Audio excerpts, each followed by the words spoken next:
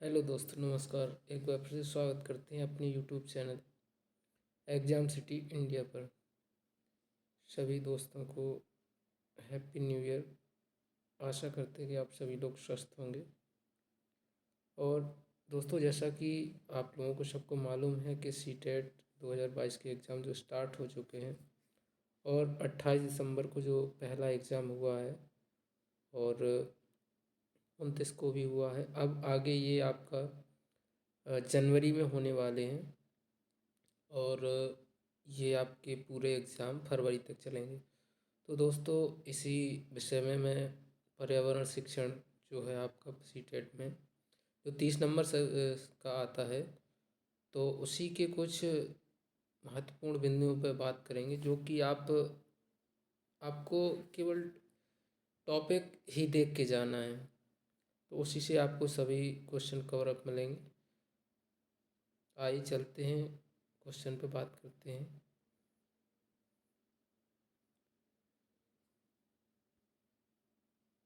देखिए, एक तो आपका जो एनसीईआरटी में पूछा जाता है कि जो अबू धाबी है, ठीक है, यूएई की राजधानी है, तो यहाँ की मुद्रा जो है वो दिरहम है। ठीक है, ये आपको मोस्टली याद करना है।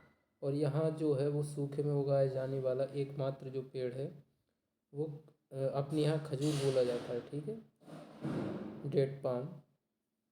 और यहाँ की अगर बात करें जो मुद्रा की, तो ये दिरहम है। ये आपको साथ में पिक्चर भी लगाई हुई है।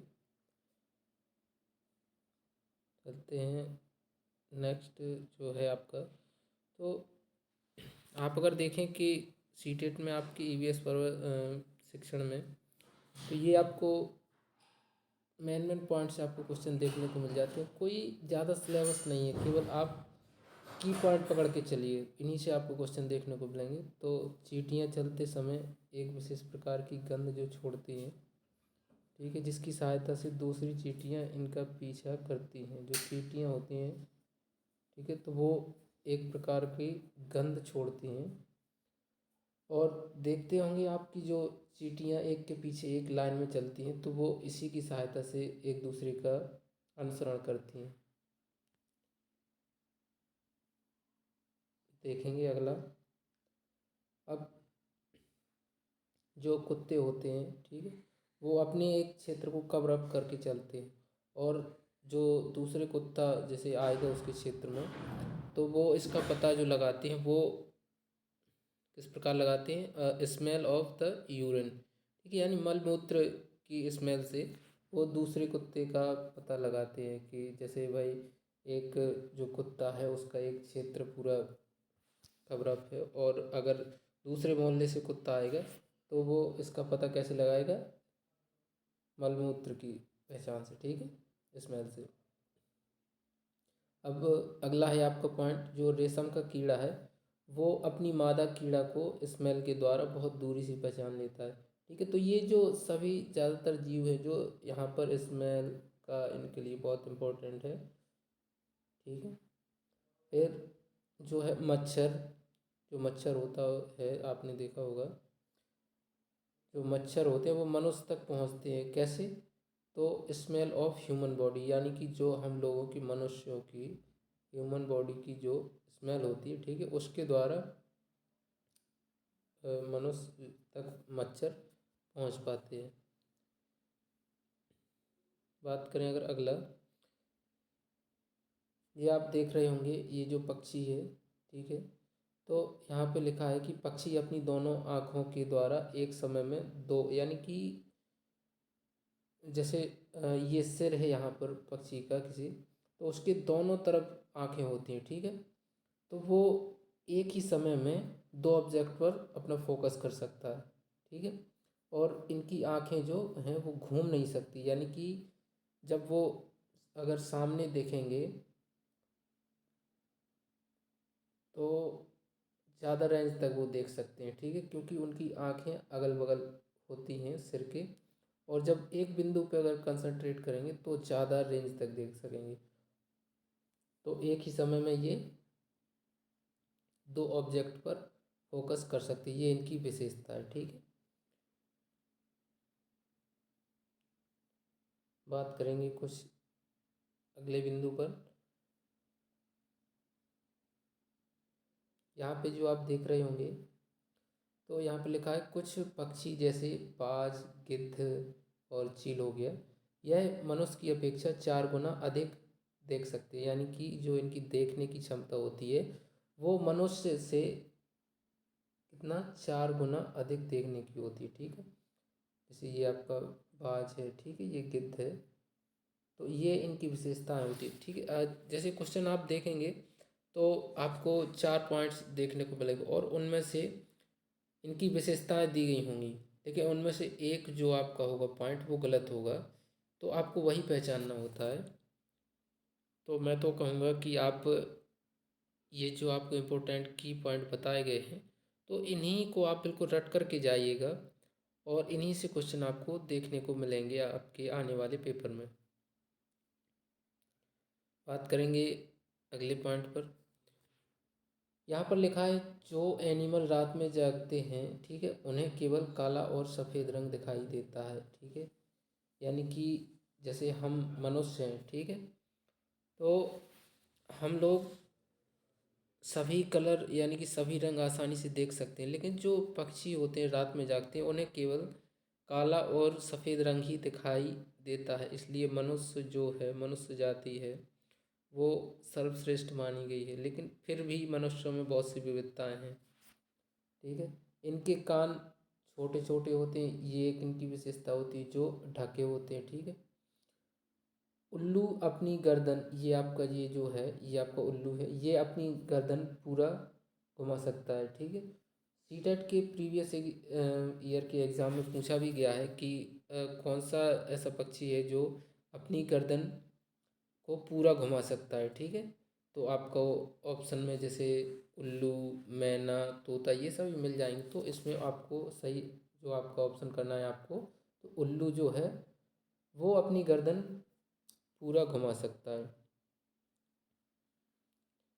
अगला देखेंगे, यहाँ लिखा है मैना जो है, ठीक है, मैना एक ऐसा पक्षी है जो झटके से अपनी गर्दन घुमाती है। ठीक है, ये भी आपका क्वेश्चन पुराने पेपर में जो आपके गत वर्ष में हुए हैं उनमें ये आपका क्वेश्चन देखने को मिला है कि कौन सा ऐसा पक्षी है जो अपनी गर्दन झटके से, ठीक है, घुमाती है, तो ये आपकी मैना है। ठीक है, और भी इसकी बहुत सारी विशेषताएं, लेकिन ये आपके मेन पॉइंट है। बात करेंगे अगली टॉपिक पर। ठीक है, तो यहाँ पर लिखा है जो इंडियन रॉबिन पक्षी है, ठीक है, वो पत्थरों के बीच में रोड के किनारे अपने अंडे देती है। तो क्वेश्चन ऐसा करके आ जाएगा कि इनमें से कौन सा पक्षी है जो पत्थरों के बीच में रोड के किनारे अपने अंडे देती है, तो ये आपका दिखाया गया है, ये रॉबिन पक्षी है, इंडियन रॉबिन। ठीक है,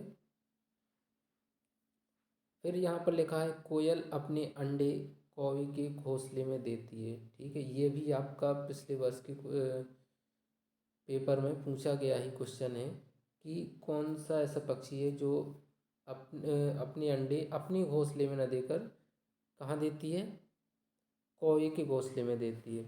क्योंकि कोयल और कौवे के कौवे में समानता या सिमिलरिटी देखने को मिलती है, इसलिए ये जो कौवे होते हैं वो पहचान नहीं पाते हैं और वे समझते हैं कि हमारी अंडे हैं और उसी तरह पे उनका पालन पोषण करते रहते हैं। तो ये कोयल की एक विशेषता है। बात करेंगे अगले पॉइंट पर। तो यहाँ पर लिखा है स्लॉथ। ठीक है, अब आपने स्लॉथ तो नाम सुना भी ना होगा, तो ये जो स्लॉथ है वो दिखने में जो है वो भालू जैसा होता है और यह जो है वो 17 घंटे यानी सोता है और पेड़ पर उल्टा लटक कर।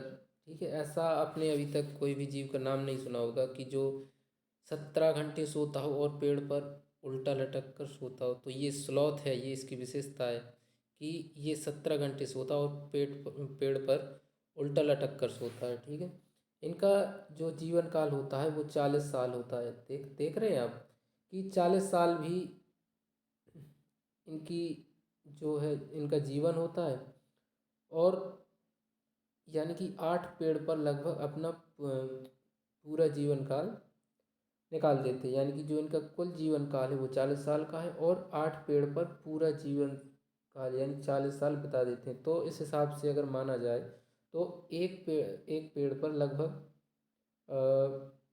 5 साल, ठीक है, एक पेड़ पर 5 साल मतलब रहता है ये, और उसी की पत्तियों को खाता रहता है।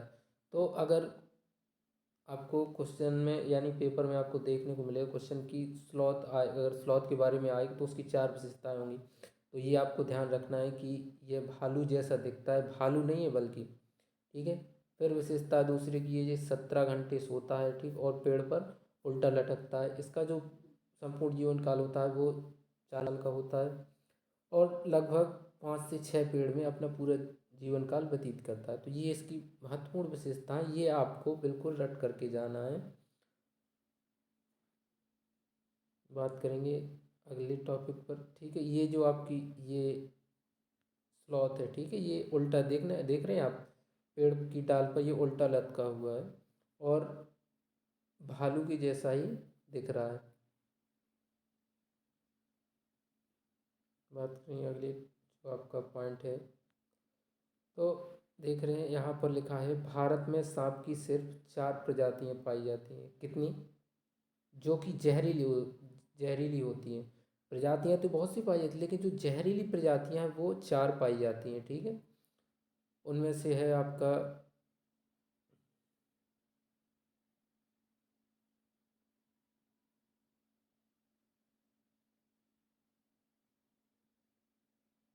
ये है आपका कार्बो और कॉमन क्रेट, और ये है आपका रसल वाइपर, ठीक है, सो स्केल्ड वाइपर। तो ये 4 प्रजातियां हैं जो आपकी जहरीली प्रजातियां हैं सांप की। और जो पिछले साल जो पेपर हुआ था, हाँ, ऑनलाइन जो आपका पिछले साल से ही स्टार्ट हुआ है, तो उसमें ये रसल वाइपर के बारे में पूछा गया है कि जो इनमें से कौन सी सांप की प्रजाति है जो जहरीली होती है और भारत में पाई जाती है। तो आपको 3 और ऑप्शन मिल जाएंगे, और ये एक मिल जाएगा रसल वाइपर था पिछले पेपर में। तो ये आपका सही आंसर था।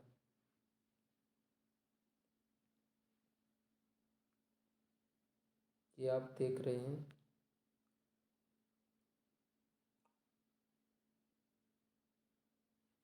ये आपका कोबरा है, ठीक है। सॉरी, माफ़ी चाहूँगा, ये आपका यहाँ पे थोड़ा गलत टाइप हो गया है, यहाँ पे कोबरा होना चाहिए था, ठीक है। ये जो कार्बो हो गया है ये कोबरा है। तो ये आप आगे की स्लाइड में देखेंगे, ये आपका कोबरा है, और ये, ठीक है, ऐसा दिखता है। और ये कॉमन क्रेट है। तो इसकी जो शरीर पर है वो आप देखेंगे कि वाइट कलर की जो लाइनें होती हैं, ठीक है, ये पूरे शरीर पर। तो ये आपका कॉमन क्रेट है। और ये आपका देखेंगे, ये आपका रसेल वाइपर, ये सांप की प्रजाति है, ठीक है। ये ऐसा दिखता है, यानी छोटी छोटी इसके शरीर पर चित्तियाँ सी होती है, धब्बे से होते हैं, ठीक। और ये पेड़ पर अधिकतर रहते हैं, और पेड़ों की पत्तियां भी ये खाते हैं।